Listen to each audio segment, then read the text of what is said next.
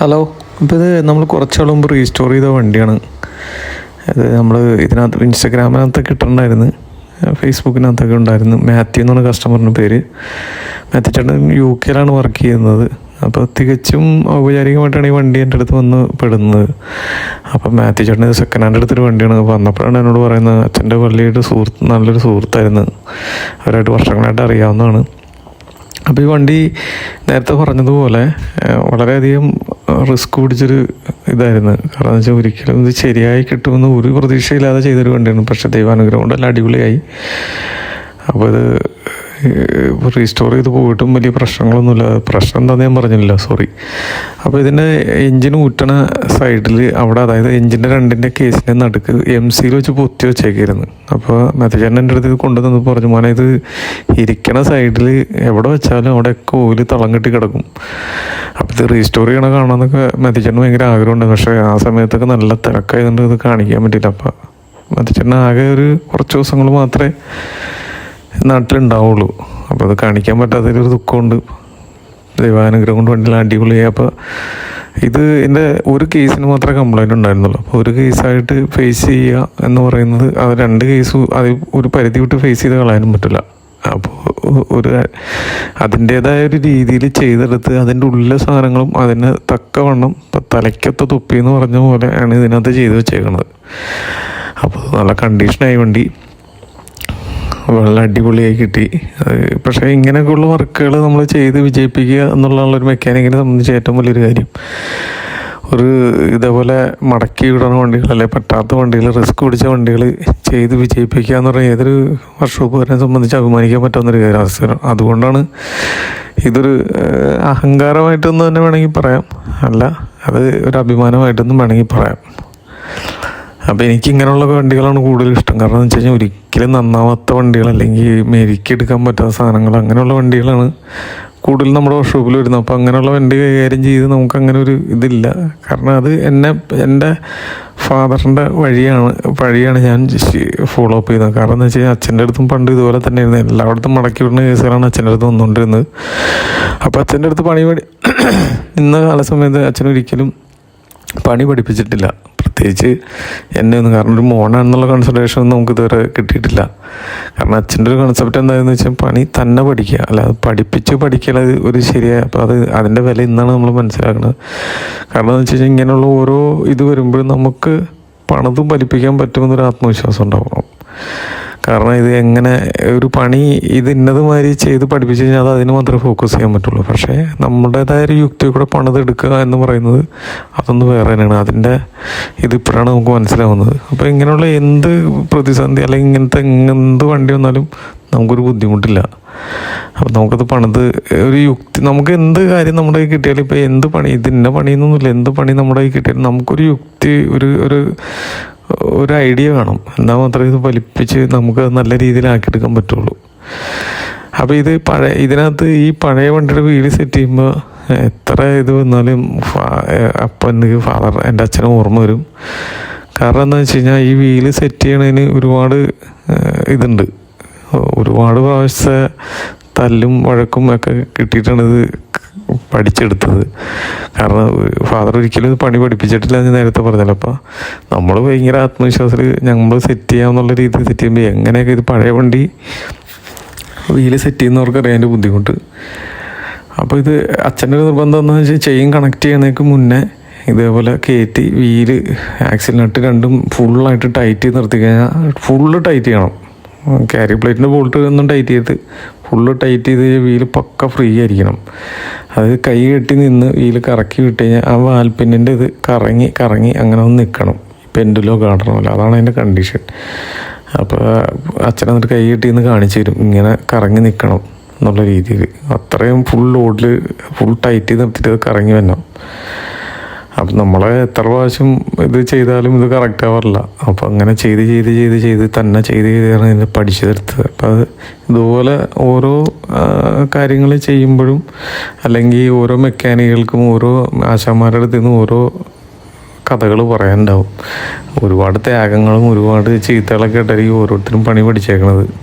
അപ്പോൾ അവരെല്ലാം നമ്മൾ മാനിക്കുന്നത്. എല്ലാവർക്കും ഓരോ രീതിയിലുള്ള കഴിവുകളുണ്ട്. എനിക്കുള്ള കഴിവായിരിക്കില്ല മറ്റുള്ളവർക്കുള്ള കഴിവായിരിക്കില്ല.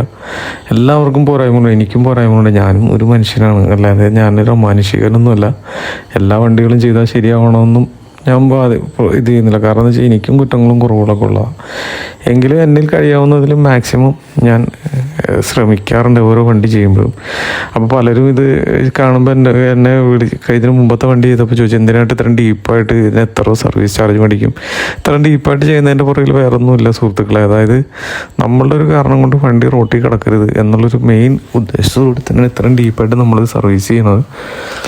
അപ്പോൾ ഇതിപ്പോൾ എല്ലാവർക്കും ചെയ്യാവുന്ന കാര്യങ്ങളൊക്കെ തന്നെയുള്ളൂ, അല്ലാതെ എനിക്ക് മാത്രം കഴിയണമെന്നില്ല. അപ്പം നമ്മളൊരു കസ്റ്റമർ ഒരു വണ്ടി ഓയിൽ സർവീസിനാണ് വരുന്നത്, ഇപ്പോൾ നമ്മളതിൻ്റെ കൂട്ടത്തിൽ നമ്മൾക്ക് സമയമുണ്ടെങ്കിൽ നമ്മൾ സമയം എടുത്തിട്ടാണെങ്കിലും, പ്രത്യേകിച്ച് പഴയ വണ്ടി അവർ ഒരുപാട് ആഗ്രഹിച്ച് ക്രേസായിട്ട് കൊണ്ടു നടക്കുന്ന വണ്ടികളാണ്.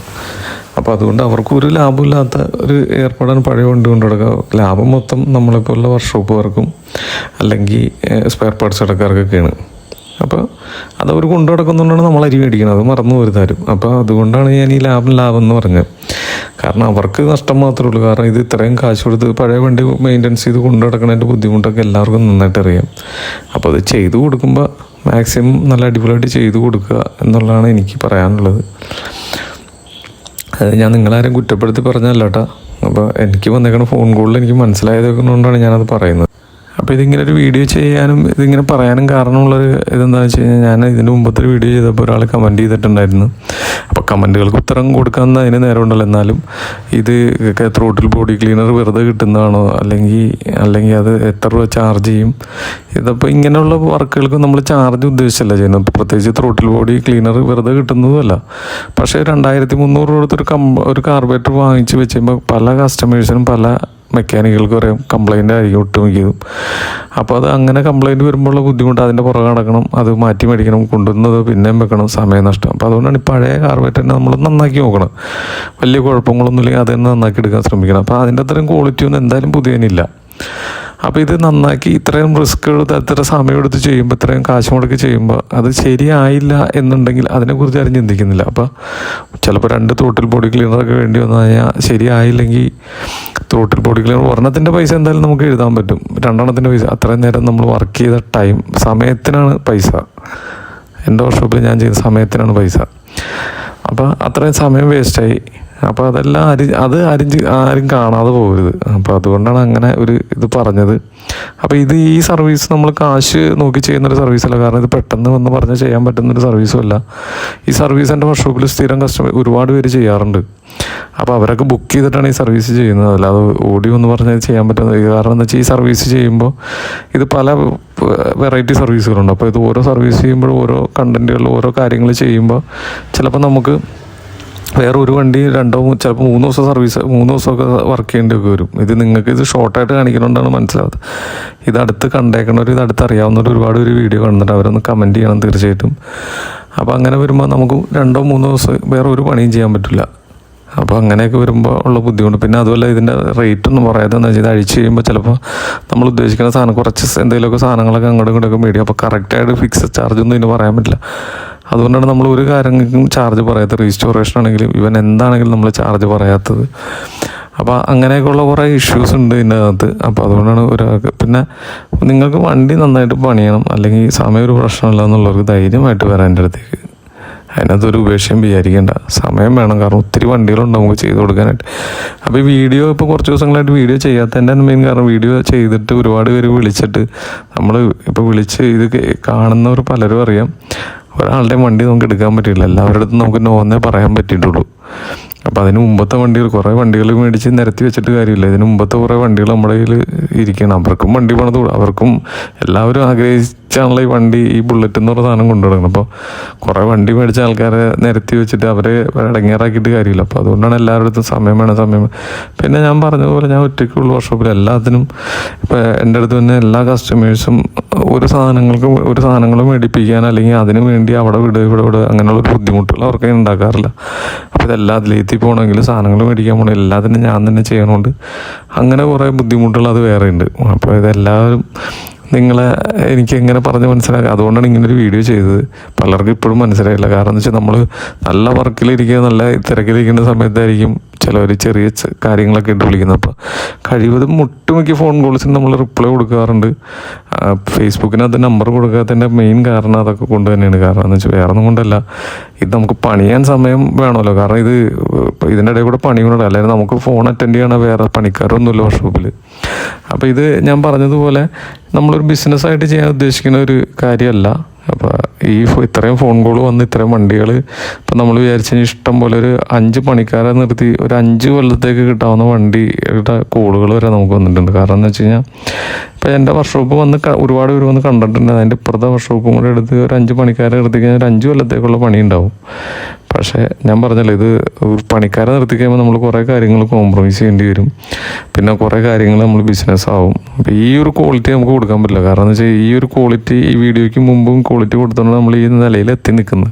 അപ്പോൾ ഇത് കുറേ പണിക്കാശി മേടിച്ച് സംതൃപ്തിപ്പെടേണ്ട ഒരു കാര്യമല്ലോ. ഇതിനകത്ത് നമുക്ക് സംതൃപ്തി ഉണ്ട്. കസ്റ്റമർ വണ്ടി എടുത്തുകൊണ്ട് പോകുമ്പോൾ അവർക്ക് ഒരു സന്തോഷം ഉണ്ടെങ്കിൽ മാത്രമേ നമുക്കൊരു സംതൃപ്തി ഉണ്ടാവുള്ളൂ. അങ്ങനെ വിശ്വസിക്കുന്നവരാണ്. അതിൽ ആനന്ദം അല്ലെങ്കിൽ അതിനകത്ത് ലഹരി കണ്ടെത്തുന്നത്, അത് ഏറ്റവും അധികം ആസ്വദിക്കുന്ന ഒരാളെ കൂടിയാണ് ഞാൻ. അപ്പോൾ ഓരോ വണ്ടി ചെയ്യുമ്പോഴും നമ്മൾ അതിൽ അത്രയും നമുക്ക് അത്രയും ഫീല് കിട്ടാറുണ്ട്. അതുപോലെ തന്നെ ഓരോ വണ്ടി കഴിയുമ്പോൾ അടുത്ത വണ്ടി കിട്ടുമ്പോഴും അടുത്ത വണ്ടി ചെയ്യുമ്പോഴും അതിലും നന്നാക്കി വിടണം എന്നുള്ളൊരു ഇതിലാണ് നമ്മൾ ഓരോ വണ്ടിയും ചെയ്യുന്നത്. അപ്പോൾ അത് ഓരോ വണ്ടി കൊണ്ടുപോകുമ്പോഴും അവരുടെ മുഖത്ത് നിന്ന് അവരുടെ വായിൽ നിന്ന് കേൾക്കുന്ന വാക്കുകൾ, അതിനിപ്പോൾ 1,00,000 രൂപ നമുക്ക് പ്രതിഫലം കിട്ടിയാൽ പോലും നമുക്കൊരു സന്തോഷം കിട്ടില്ല എന്ന് ഒരിക്കൽ കൂടി ഞാൻ പറയുന്നത്. കാരണം എന്ന് വെച്ച് കഴിഞ്ഞാൽ അതിലും മേലെയാണ് അവരുടെ വായിന്ന്. അവരുടെ എന്ന് വെച്ചാൽ അവർ അത്രയും കാശ് മുടക്കി അത്രയും പ്രതീക്ഷയോടെ അത്രയും വെയിറ്റ് ചെയ്ത് കൊണ്ടുപോകുമ്പോൾ അത്രയും കണ്ടീഷനായിട്ട് അവർക്ക് ആ വണ്ടി കൊടുക്കുക എന്ന് പറയുന്നത് വലിയൊരു കാര്യം തന്നെയാണ്. അപ്പോൾ അവരുടെ വായിന്ന് അങ്ങനെ ഒരു ഇത് കേൾക്കുക എന്ന് പറയുന്നത് അതിലും വലിയൊരു കാര്യമാണ്. അപ്പോൾ ഇതുപോലെ ഇപ്പോൾ വീഡിയോ കുറേ നാളായിട്ട് ഇടാത്തതിൻ്റെ മെയിൻ കാരണം ഇതുപോലെ പലരും വിളിച്ചിട്ട് നമുക്ക് നോന്ന് പറയാനുള്ളത് കൊണ്ടാണ് ഞാൻ വീഡിയോ ഇടാത്തത്. പലരും എന്നെ വിളിച്ചിട്ട് പറഞ്ഞു, ചേട്ടാ പണിയാതിരിക്കുക, അത് അല്ല ചേട്ടൻ വീഡിയോ ഇടുക. അതുകൊണ്ടാണ് ഇപ്പോൾ വീണ്ടും വീഡിയോ ഇട്ട് തുടങ്ങുന്നത്. അപ്പോൾ വീഡിയോ ഇടാം. അപ്പോൾ നിങ്ങൾ എൻ്റെ വീഡിയോ കണ്ട എല്ലാവർക്കും ഒരിക്കൽ കൂടി ഹൃദയത്തിൻ്റെ ഭാഷയിൽ നന്ദി പറയുന്നു. അപ്പോൾ നമുക്ക് അടുത്തൊരു നല്ല വീഡിയോയിൽ കാണാം. ഓക്കെ.